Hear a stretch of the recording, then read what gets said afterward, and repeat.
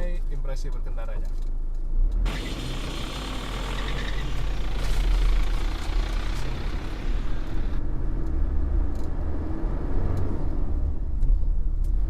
Kalau dari sisi tenaga sih termasuk powerful ya mesinnya ya. Betul, 3000 cc intercooler turbo. Wow.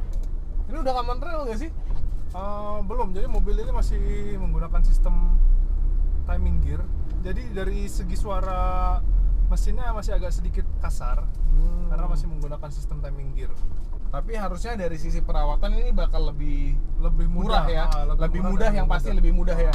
Yang pasti lebih mudah. Pasti lebih murah juga perawatannya karena tidak terlalu banyak sistem komponen elektroniknya dibanding dengan common rail. Jadi emang masih lebih ke sisi mekanikalnya ya. Iya, Kalau dari sisi mesinnya, oke sih. Tapi karena udah dilengkapi dengan turbo, jadi tentu saja terasa tarikan di awal itu enak banget ya. Bener. Rasa tarikan di awalnya juga lebih nyaman, lebih enak. Mungkin juga selain memang mesinnya besar, 3000 cc tadi ya. Benar, 3000 cc Mesinnya 4 3000 silinder. cc 4 silinder. Jadi secara tarikan mungkin ini emang lebih jambak sedikit nih ya. Dan ini lagi di mode 2H. Mode 2H sekarang. Oke, lagi di mode 2 high ya. Kalau dari sistem pendinginan sih ini nyaman ya. Jadi Iya. masih dingin, AC-nya juga masih dingin. Ya untuk mobil yang kerja ini kondisinya sangat bagus ini. Ya, masih cukup prima lah. Kondisinya Dari cukup segi prima. mesin, terus juga AC juga masih cukup bagus. Sedikit kekurangannya mungkin kalau dari menurut saya itu dari sektor kaki-kaki mungkin disebabkan oleh busing-busing atau karet-karet yang entah bagian terot atau CV joint-nya yang ya butuh peremajaan lah. Jadi ada sedikit suara gelodak-gelodak sedikit dari sektor kaki-kaki sebelah kiri. Ya perbaikan minor lah. Tapi untuk kaki-kaki seperti shock breaker baik depan maupun belakang bisa dibilang masih cukup baik lah. Masih layak. Nyaman sih ini. Masih bisa layak. dibilang nyaman sih. Jadi kalau saat ini ya kita di dalam kabin dan kondisi jalanan juga nggak begitu rata, ini goyangan suspensinya masih bisa dibilang enak banget ini malah. Nggak bikin sakit pinggang. Jadi bisa dibilang juga gelodakan tadi belum begitu parah, hanya di kondisi-kondisi tertentu suara itu muncul gitu. Ya mungkin juga emang karena faktor usia sih Ki ya. Karena kan mobilnya juga dari tahun 2005 Dan jadi otomatisnya juga bener. Secara peruntukan juga untuk mobil kerja, jadi pastinya sih adalah pasti sedikit bunyi-bunyi seperti itu. sekarang kita coba untuk menggunakan mode 4 wheel drive di saat kita sedang berjalan atau shift on fly.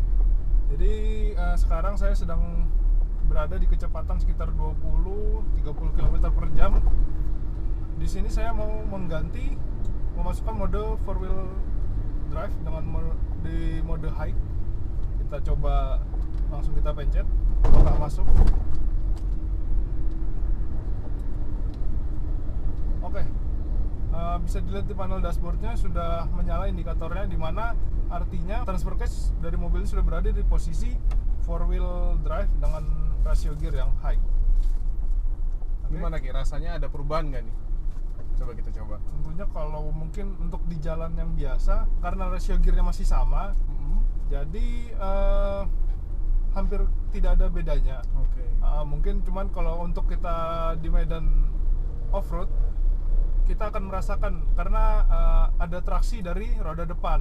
Sedangkan kalau di jalan biasa rasio gearnya masih sama, jadi untuk dari segi tenaga mungkin tidak terlalu terasa. Tetapi mungkin berbeda jika kita memasukkan di mode 4 wheel drive dengan rasio gear yang low. Oke, sekarang kita kembalikan lagi ke mode 2 wheel drive dengan metode shift on fly. Gimana? Oke, di indikator sudah mati lagi, jadi shift on fly-nya teruji lah ya, dan masih berfungsi dengan baik. Berfungsi dengan baik, betul. Oke, sekarang jalan di depan kita posisi jalannya cukup menanjak dan berbatu dan rusak gitu. Kita akan coba menggunakan mode 4 wheel drive dengan rasio gear low. Apakah kuat jika menanjak tanpa kita gas, atau mungkin kalau nanti nggak kuat kita akan coba sambil digas kita bantu. Dan jangan lupa untuk selalu memastikan kendaraan dalam posisi berhenti seperti ini sebelum kita memasukkan mode transmisi for low. Sekarang langsung aja kita coba.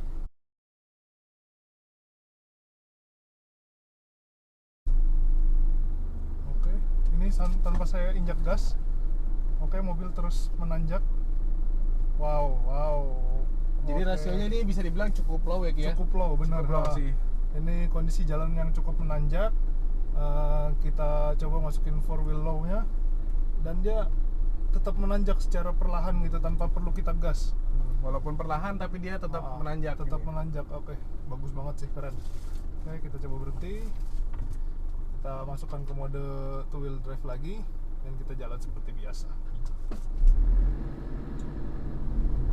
Cakep lah untuk mobil yang bisa dibilang pernah diajak kerja, dan dari segi Harga juga terjangkau ya Ki ya? benar, dari Biasanya segi sektor terjangkau. mesin serta transmisi dan mode 4-wheel drive-nya masih cukup baik, bekerja dengan baik di mobil ini. Oke, mungkin sekian dulu video kita hari ini. Terima kasih banyak buat semua teman-teman yang sudah menonton video ini sampai habis.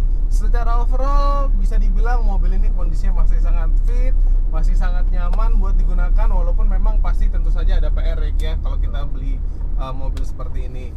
Yang jelas menurut kami sih secara kondisi PR-nya masih bisa ditolerir dan masih bisa dibenerin gitu. Mungkin itu dulu video kita kali ini. Terima kasih banyak buat semua teman-teman yang sudah menonton video ini sampai habis. Jangan lupa untuk klik like dan share video ini sebanyak-banyaknya, serta tinggalkan komentar teman-teman di bawah. Mungkin ada teman-teman yang punya experience yang sama tentang perawatan dari Isuzu D-Max seperti ini, mungkin bisa di-share di bawah supaya teman-teman lain yang membaca komentar teman-teman di bawah bisa mendapatkan manfaat dari video kita kali ini. Serta buat teman-teman semua yang belum subscribe, jangan lupa untuk klik tombol subscribe di bawah serta aktifkan lonceng notifikasi agar teman-teman semua mendapatkan notifikasi dari video-video baru yang kita upload di channel TJ Garage. Terima kasih sudah menonton, sampai bertemu di episode berikutnya. Oke, jadi malam ini kita rencananya akan mengantarkan mobil Isuzu D-Max kemarin ke pelabuhan ini Ki ya. dari pelabuhan. Jadi mobilnya akan dikirim ke mana nih Ki ya rencana? Jadi kebetulan mobil ini titipan dari temen di Kediri. Jadi infonya sih malam ini ada kapal berangkat ke Surabaya. Nanti biar di drop di Surabaya, nanti temen langsung ambil di Surabaya. Oke, gitu. jadi mobilnya akan kita antar ke pelabuhan malam ini dan dikirimkan ke Surabaya. Oke, so ikutin terus video ini sampai habis.